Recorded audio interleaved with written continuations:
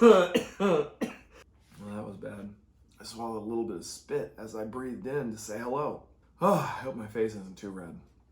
Well, good morning, Skycrest, and welcome to our staff devotions. Today is May the 6th, and we are finally in Mark chapter 15. I know you guys probably thought we'd never get there because Mark 14 has 72 verses in it.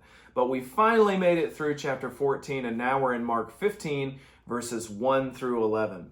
Let's take a look at verse 1 to see what's going on.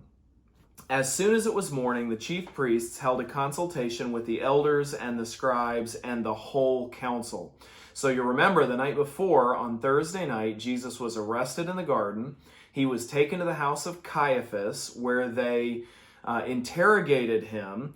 And once Jesus confessed to them that he was the Son of God and this messianic figure described in Daniel 7, the high priest tears his robe, he condemns Jesus to death, and remember, for the rest of the night, they beat Jesus mercilessly. They blinded him, they smacked him around, and they said, "Tell us, prophet, who was it that just hit you?"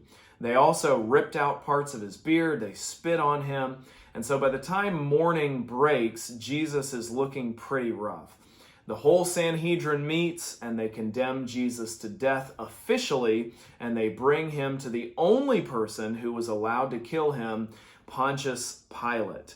So they bring him, it's early in the morning. The rest of verse 1 says they bound Jesus and they led him away and delivered him over to Pilate. And Pilate asked him, "Are you the king of the Jews?" Now, this obviously was the charge that the religious leaders had brought to Pilate when they delivered Jesus. The charge the night before was blasphemy. Jesus was calling himself the Son of God. But the leaders knew that Pilate wouldn't understand that, and so instead of condemning him for blasphemy, they condemned him as a traitor, a terrorist, a seditionist, and a rebel against the Roman government.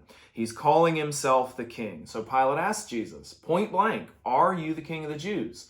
And Jesus' answer is a bit cryptic. He says, "You have said so." In other words, you say that I'm the king of the Jews. And probably the reason why Jesus answers so subtly is because he knew that Pilate had a different definition of the word king than Jesus had. Verse 3 says, the chief priests accused Jesus of many things, and Pilate again asked him, "Have you no answer to make? See how many charges they bring against you?" But Jesus made no further answer, so that Pilate was amazed. Now, this is amazing because Jesus had already silenced his opponents many times in the temple courtyard. But this time, he chooses to remain silent. And that baffles Pilate because I don't think the religious leaders totally had their act together yet. Remember, they had hired people to falsely accuse Jesus, and so there's all this confusing evidence, and Jesus is silent. And Pilate is amazed because he doesn't defend himself at all. So verse 6 reminds us that Pilate used to release for the people one of the prisoners around Passover, whichever one they asked for. And so verse 7, it says, among the rebels who were in prison, a man who had committed murder in the insurrection, there was a guy called Barabbas, and the crowd came up and began to ask Pilate to do as he usually did for them. And he answered them, saying, "Do you want me to release for you the king of the Jews?" Because he perceived that it was out of envy that the chief priests had delivered Jesus up to him. So Pilate has this custom where he's going to release somebody, and he asks the people, "Do you want me to release your king?" Hoping to create some sympathy for Jesus because he knows the religious leaders are really the ones behind this. Verse 11 says that these same priests stirred up the crowd to have Pilate release for them Barabbas instead. And Pilate said to them, "Then what do you want me to do with the king of the Jews?" Verse 13, they cried out again, "Crucify him." And Pilate asked them, "Why? What evil has he done?" But they shouted all the more, "Crucify him." So here, the people who had welcomed Jesus as their Messiah on Sunday morning, on Friday morning, are calling for Jesus' crucifixion. And Pilate wants to know why. He's found no guilt in him. He doesn't believe that Jesus deserves to die. And so he's asking the people, and they don't give an answer. They just keep on demanding his crucifixion. Now, how could the crowds do this to Jesus? I mean, he's fed them, he's healed them, he's raised their dead loved ones, he's taught them. How can they turn on him like this?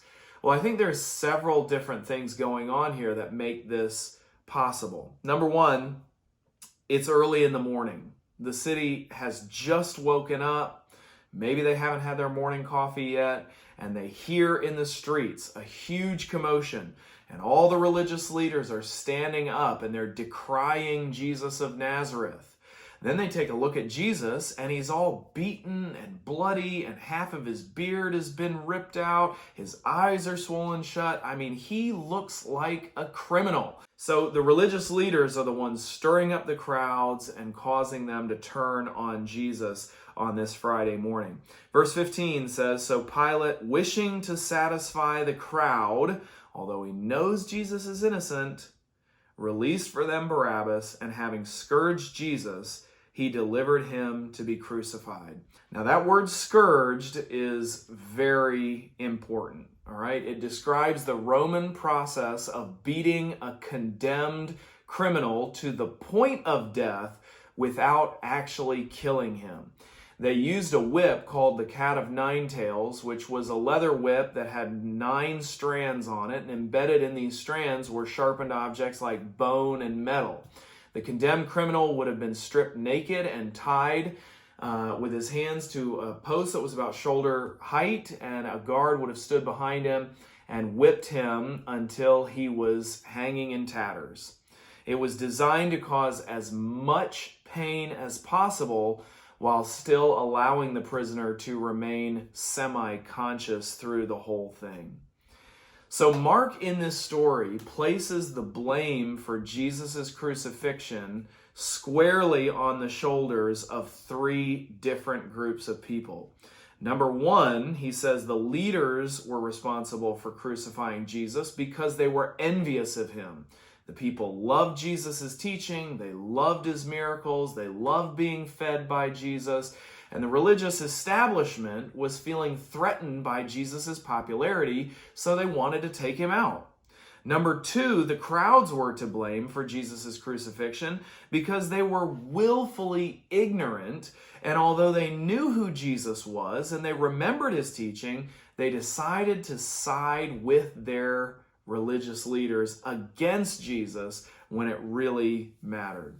And number 3, Mark places the blame for Jesus' crucifixion on Pilate as well because he was too much of a coward to do what he knew was right. He knew that Jesus was innocent, and yet he went along with the crowd and condemned an innocent man to the worst kind of death that you could ever imagine, a Roman crucifixion. Now, as we look at this story, it's important for us to remember that Jesus could have stopped this at any moment.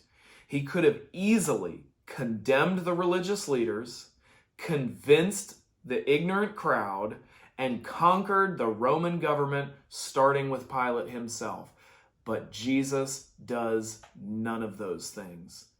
He knew that in order to rescue his people from the wrath of God, he would have to suffer in their place. And it's that suffering that we will take a look at in our next video. But for today, remember Jesus' sacrifice for you and have a great day. God bless.